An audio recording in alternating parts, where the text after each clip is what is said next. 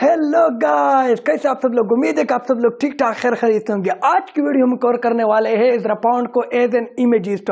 दोस्तों, हम जानते हैं कि इज़रा पाउंड एक मॉडर्न पोएट है और इसको पढ़ना बहुत ज़्यादा ज़रूरी है। लेकिन इसको पढ़ने से पहले अगर आप हमारे चैनल पर नए मेहमान आए तो please do subscribe the channel for more videos. दोस्तों, इज़रा पाउंड को एज एन इमेजिस्ट और इसके ट्रेड्स के बारे में पढ़ने से पहले हम इमेजिज्म मूवमेंट के बारे में थोड़ा जान लेते हैं, जिसको इज़रा पाउंड ने 1912 में स्टार्ट किया था। दोस्तों, इमेजिज्म पोइट्री के अंदर वो मोमेंट है जो कि विक्टोरियन और रोमांटिक पोइट्री के अगेंस्ट स्टार्ट हो गई थी।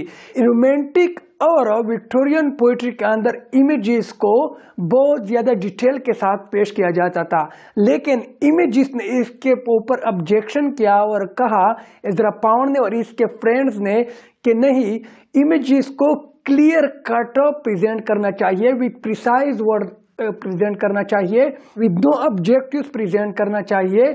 The images should speak by itself. इसके लिए हमें बहुत ज़्यादा सुपरफ्लुअस लैंग्वेज इस्तेमाल नहीं करना चाहिए, क्योंकि अगर हम सुपरफ्लुअस लैंग्वेज को इस्तेमाल करेंगे तो इसमें हमें बहुत ज़्यादा अमाउंट ऑफ वर्ड्स को इस्तेमाल करना होगा, जिसकी वजह से हमारी जो पोइट्री है वो लंबी होती चली जाएगी और हमारा जो मेन पॉइंट है वो बहुत ज़्यादा एग्जैजरेट हो जाएगा, इससे रीडर्स बोर हो जाएंगे। तो इमेजेस ने ये सजेशन दी कि इमेजेस को with short words, with short language and then with precise and clear cut ideas के साथ उनको प्रेजेंट करना चाहिए। इमेजिज्म को इज़रा पाउंड ने 1912 में स्टार्ट किया था, जो कि एम्फेसाइज करती है क्लियरिटी ऑफ एक्सप्रेशन पर with the use of precise visual images.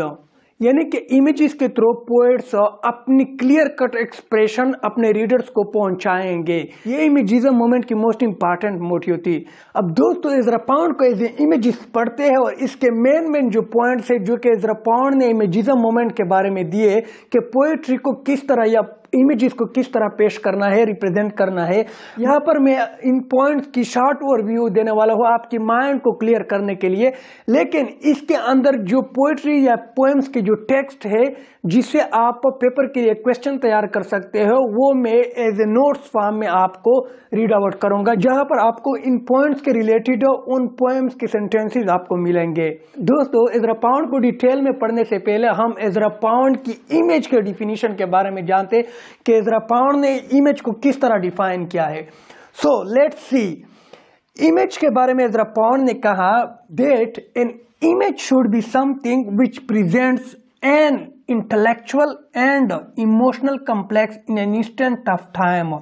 कि एक इमेज को इस तरह होना चाहिए जो कि प्रेजेंट करे इंटेलेक्चुअल एंड इमोशनल कॉम्प्लेक्स को। Intellectual means thinking power, producing, नोविंग, and emotional complex. और इमोशनल कॉम्प्लेक्स यानी कि उस तरह की कॉम्प्लेक्स जो कि इमोशनल हो, जिसको आप देख के या सुन के आपके फीलिंग्स एरोज हो जाए या डाउन हो जाए। कॉम्प्लेक्स जिसको एक्सप्लेन करना मुश्किल हो, मींस कि आप उसको क्लियरली एक्सप्लेन नहीं कर सकते, बल्कि आपको बहुत ज्यादा वर्ड्स का इस्तेमाल करना चाहिए होता है। लेकिन इज़रा पाउंड ने कहा कि एक इमेज को बिल्कुल इस तरह होना चाहिए कि वो इन चीज़ों को in an instant of time में प्रेजेंट करे, यानी कि एक ही लम्हे में, जिसको देखते ही आपको पता चले, आपको आइडिया हो जाए कि ये इमेज किस चीज़ के बारे में है। दोस्तों, जिस तरह कि हमने कहा कि Ezra Pound is the leader of imagism movement, तो इज़रा पाउंड ने कुछ पॉइंट्स वजह किए जिसके थ्रू हम एक इमेज को रिप्रेजेंट कर सकते हैं, जिसमें सबसे पहले डायरेक्ट रिप्रेजेंटेशन ऑफ इमेज है। इज़रा पाउंड के मुताबिक एक इमेज को डायरेक्टली प्रेजेंट करना चाहिए विदाउट एनी फर्दर पाजेस या विदाउट एनी एक्सप्लेनेशन। यानी कि अगर आपने पोएट्री के अंदर एक इमेज को प्रेजेंट करना है तो आपने उनके बैकग्राउंड को डिटेल में नहीं नरेट करना है, बल्कि डायरेक्टली उस इमेज को प्रेजेंट करना है। इसको हम आगे जाके एग्जांपल में अच्छी तरह अंडरस्टैंड करने वाले हैं। एंड देन इज़रा पाउंड के मुताबिक the image should speak by itself. जो इमेज आप प्रेजेंट करते हो किसी भी पोएम के अंदर, पोएट्री के अंदर, तो वो फुल ऑफ आइडियाज होना चाहिए, यानी कि उस इमेज के अंदर वो ताकत होनी चाहिए कि वो खुद ही वो आइडिया कन्वे कर सके रीडर्स को, ना कि उसके साथ और सेंटेंसेस मिला के उनकी जो पिक्चर है, उनकी जो पिक्चर है वो प्रेजेंट हो जाए। And then according to Ezra Pound, image should be presented with objective correlative, کہ امیج کو اس کے آبجیکٹیو کو ریلیٹیو کے ساتھ پریزنٹ کرنا چاہیے، یعنی کہ جو اس کا مقصد ہو وہ مقصد پورا ہو جانا چاہیے اس امیج کی پریزنٹیشن کے وقت۔ ایسا نہیں ہے کہ آپ امیج پریزنٹ کر رہے ہو لیکن وہ امیج اس کی آبجیکٹیو پریزنٹ نہ کر رہا ہو۔ And then we have the next point, which is that there should be no use of adjectives، کہ اس امیج کو پریزنٹ کرتے ہوئے کسی بھی adjectives کا استعمال نہیں ہونا چاہیے بلکہ ڈائریکٹلی اس کو ریپریزنٹ کرنا چاہیے، راؤنڈ اباؤٹ وے میں اس کو ایکسپلین یا پریزنٹ نہیں کرنا چاہیے۔ And then the next point is that there should be economy of words in presenting the image، کہ اکانومی آف ورڈز ہونے چاہیے، مینز کہ جو معنی اس امیج کے اندر چھپی ہوتی ہے وہ ریڈرز نے خود ایکسٹریکٹ کرنی ہوتی ہے۔ پوئٹ صرف آپ کو ہنٹ دے گا امیجزم مومنٹ کے اکارڈنگ، باقی اس امیج کے پیچھے جو میننگ ہوتی ہے، جو ہڈن آئیڈیا ہوتا ہے، جو طرز ہوتی ہے، وہ آپ نے خود ایکسٹریکٹ کرنی ہوتی ہے۔ And then the next point which we have is that the image should be to the point and exact۔ جو امیج آپ پریزنٹ کر رہے ہو وہ جس چیز کے بارے میں آپ پریزنٹ کر رہے ہو وہ اس چیز کے بارے میں ٹو دا پوائنٹ ہونی چاہیے، ایگزیکٹ ہونا چاہیے، پریسائز ہونا چاہیے، یعنی کہ وہ ادھر ادھر کی باتیں نہ ہو بلکہ وہ ٹو دا پوائنٹ ہو۔ And then the next is that there should be no superfluous language, کہ سپرفلوز لینگویج نہیں ہونی چاہیے یہاں پر، یعنی کہ بہت سارا اماؤنٹ آف ورڈ نہیں ہونا چاہیے بلکہ کچھ ہی سینٹینسز میں یا ایک ہی ورڈ میں آپ نے اس امیج کو پریزنٹ کرنا چاہیے۔ And then the next point which we have is that words should be conducive, full of emotions, full of ideas and precise, means that the words which carry the image should be conducive according to the situation and then full of ideas. There should be no need of explanation about the image or the situation. دوستو اس topic کی ہم notice form کو پڑھیں گے جہاں پر میں نے poetry یا پوئمز کے جو سینٹینسز ہے وہ بھی انکلوڈ کیا ہے جس سے آپ پیپرز کے لیے کویشچن بنا سکتے ہو۔ So let's see. تو دوستو ہم نے رپاؤنڈ کو امیجسٹ بورڈ پر ایکسپلین کیا، اب اس کے پوائنٹس کے ساتھ جو لائنز ان کے پوئمز کے ریلیٹڈ ہے اسے آپ پیپر کے لیے کویشچن بنا سکتے ہیں۔ سو دا فرسٹ ڈائریکٹ ٹریٹمنٹ کے ساتھ ان کی جو لائنز میچنگ کر رہی ہے وہ ہے And one said this is Actaeon of golden greaves، یعنی کہ یہ ڈائریکٹ ٹریٹمنٹ ہے، اس نے ڈائریکٹلی ان امیج کو انٹروڈیوس کیا ہے ایکٹیون کو بغیر کسی پاس کے، بغیر کسی فردر ایکسپلینیشن کے۔ یہ لائنز از رپاؤنڈ کی poem the coming of war سے لیے گئے ہیں۔ تھرڈ ٹریٹ کی طرف اگر ہم چلے جائیں، image should be present with objective correlative, تو آبجیکٹیو کو ریلیٹیو کے ساتھ ان کے جو لائنز میچنگ کر رہے ہیں یہ بھی کمنگ آف وار کے ہے۔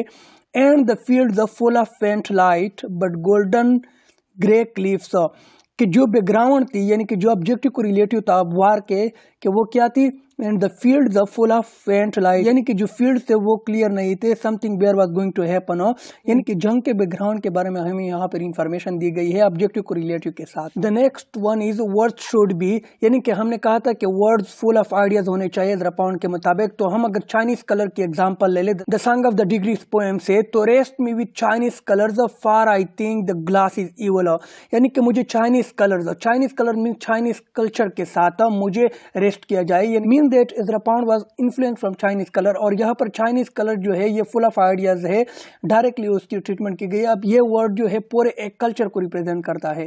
And the next point is to the point and exact. اب ایگزیکٹ میں اگر ہم بات کریں گولڈن ڈسک کی، the song of the degrees poem میں I have known the golden disc I have seen it melting above me, golden disc Chinese colour کو represent کر رہا ہے یہاں پر کہ میں نے اس گولڈن ڈسک کو جو کہ بالکل شائننگ کر رہا ہے اس ویسٹ کلچر کے بارے میں، یہاں پر انہوں نے ٹو دا پوائنٹ بات کی ہے۔ دا next point is that image should speak by it self, کہ امیج کو خود ہی بولنا چاہیے۔ تو اگر ہم لیتی کی ایگزامپل لے لیں دا کمنگ آف وار میں، an image of لیتی and the fields of full of faint light۔ اب امیج آف لیتی کی اگر ہم بات کریں تو یہاں پر لیتی ایک ریور آف فرگیٹفلنیس ہے گریک میتھولوجی کے اندر، جہاں سے کوئی بھی پیتا ہے تو وہ اپنی سینسز کو کھو جاتا ہے، تو لیتی کی امیج خود ہی آپ کو بتا رہا ہے کہ یہ کیا ہے، اس کی فردر ایکسپلینیشن کی ضرورت نہیں ہے۔ اب اگر ہم ڈیڈ گراس مائنڈ یا سن سیٹ کی بات کریں taking leave of a friend کی پوئم میں، and go over through 1000 miles of a dead grass, تو یہاں پر ڈیڈ گراس امپاسبلٹی کو ظاہر کر رہا ہے کہ وہ گراس جس پر چلنا ناممکن تقریباً، کیونکہ وہ ڈیڈ گراس ریئلٹی میں اس طرح کی نہیں ہوتی۔ And mind like a floating white cloud, और उसकी जो दिमाग है, उनकी जो सोचे है वो फ्लोटिंग वाइट क्लाउड की तरह इमेज प्रेजेंट कर रहा है। यानी कि ये इमेजेस खुद बता रहे हैं कि उसकी मेंटल स्टेट क्या है। Sunset like the parting of old acquaintances, अब सनसेट जिस तरह के सनसेट डूबती है और दिन खत्म हो जाती है, इस तरह उसके ओल्ड एक्वेंटेंसेस जो उसके फ्रेंड के साथ थे वो खत्म हो रहे। तो सनसेट आपको एक इमेज दे रही है और वो इमेज खुद बता रही है कि ये किस तरह का है। And then avoid unnecessary meter and rhyme, तो उसके poem taking leave of friend की अगर हम बात करें, उसके फर्स्ट सेंटेंसेस जो है, blue mountains to the north of the walls white river winding about them, कि ब्लो माउंटेन्स, यानी कि यहाँ पर अब राइम मैचिंग नहीं कर रही है, यहाँ पर वाल है, यहाँ पर देम है, ना इसके मीटर सेम है। तो के मुताबिक हमें अननेसेसरी मीटर और राइम को अवॉइड करना चाहिए।